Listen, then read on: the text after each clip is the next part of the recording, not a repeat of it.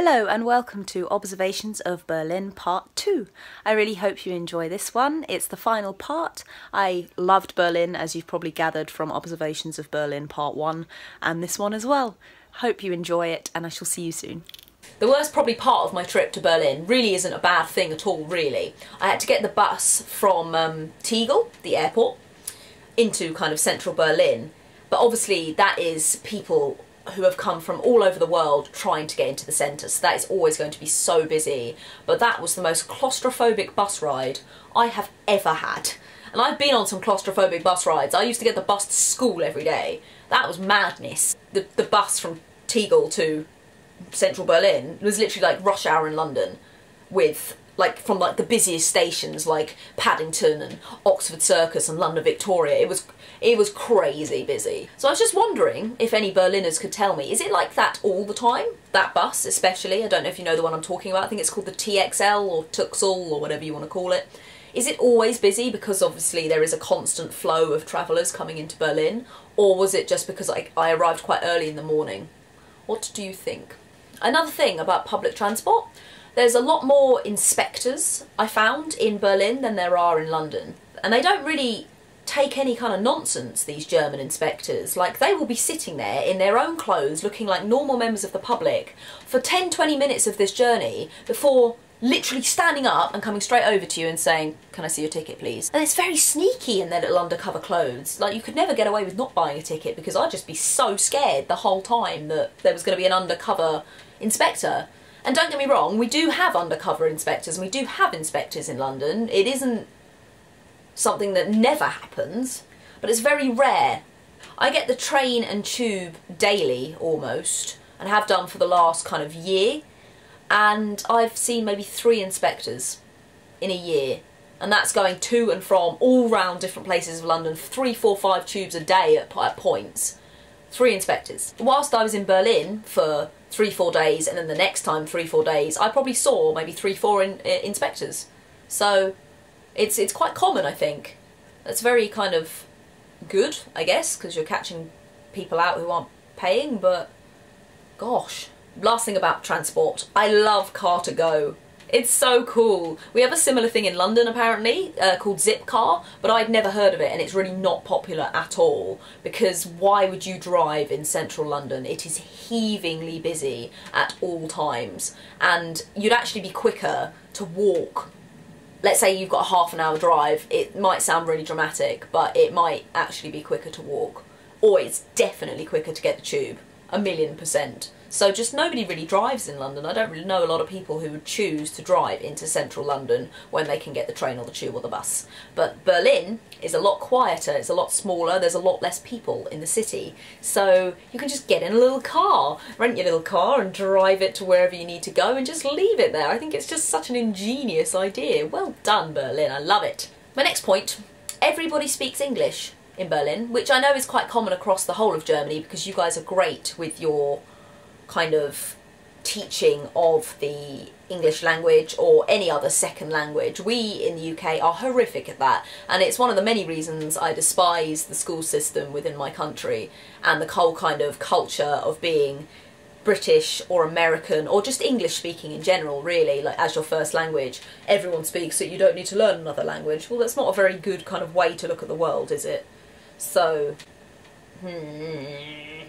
there are different levels of everyone's English speaking, of course. Most people I met, to be honest, were pretty fluent, but some people weren't as good as others. It just depends on whether they just learnt at school or have gone into further education or things like that. And they all spoke English to me.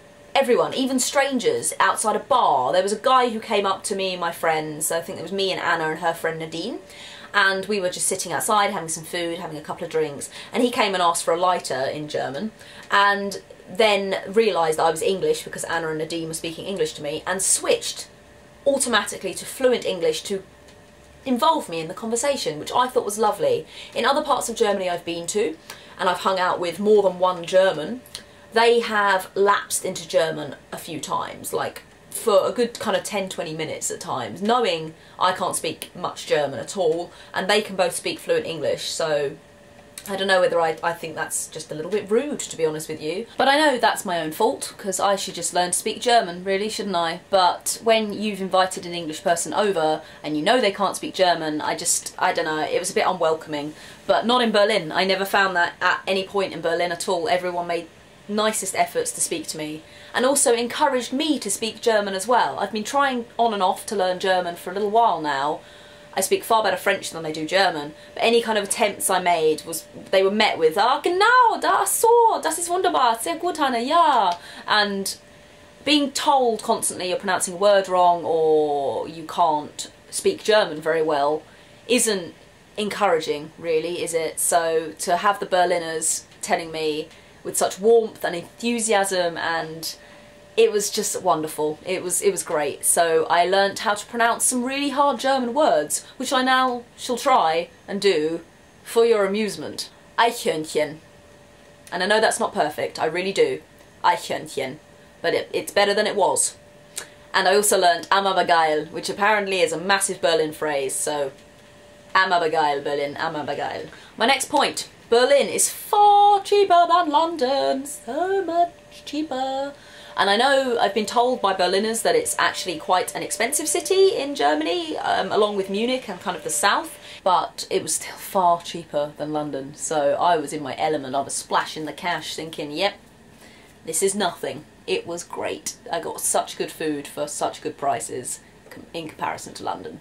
Also, the closing times of bars and clubs and pubs and places to eat, etc. are very late. Like some places I was told don't kind of ever close, like techno clubs and stuff. I'm not sure if that's true, but they certainly go on far longer than in London, and not that that is really an issue for me, because by 3 AM latest I am dead. I'm so tired, so that wasn't my kind of scene. I didn't go partying hard. I partied, but not hard.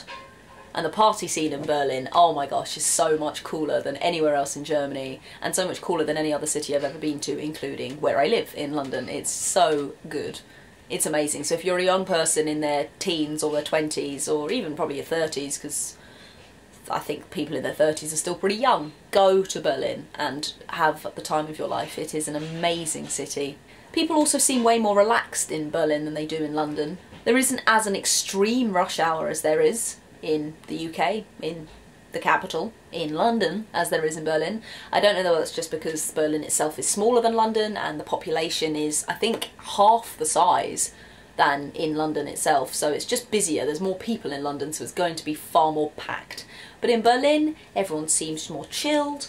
When you're on the public transport in London, everyone looks miserable, like they've got the weight of the world on their shoulders. But in Berlin, everyone seemed happy and were chatting, even if they just had a really horrible day at work. You couldn't tell. Whereas everyone in London looks like they've had just the worst day ever, and they're having the worst life ever. Very grumpy, us Londoners. We don't like to talk to other people. So that brings to an end all of my observations of Berlin. I really hope you enjoyed them.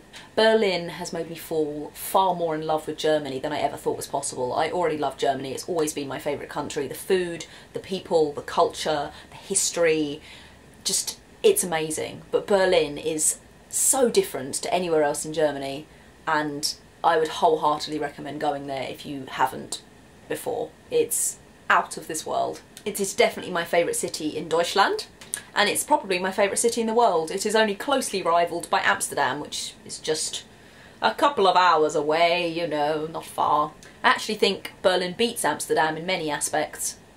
It's so cool. Cool. Hopefully you agree with some of my observations, and please don't crucify me if you don't. This is my YouTube channel, as you've probably guessed, and these are my observations, and I really enjoyed making them and seeing them and making all these new experiences. It's wonderful, but it's not fact. It's my opinion at the end of the day, so if you think something different, let me know, but nicely. Anyway, I hope you enjoyed this video. Thank you very much for watching. If you would like to subscribe to my channel, I make quite a lot of German themed videos, and I do lots of other things as well, so maybe click the little subscription button if you fancy it and just have a little look around my channel. Thank you so much for watching, and I shall see you soon for another video. Bye!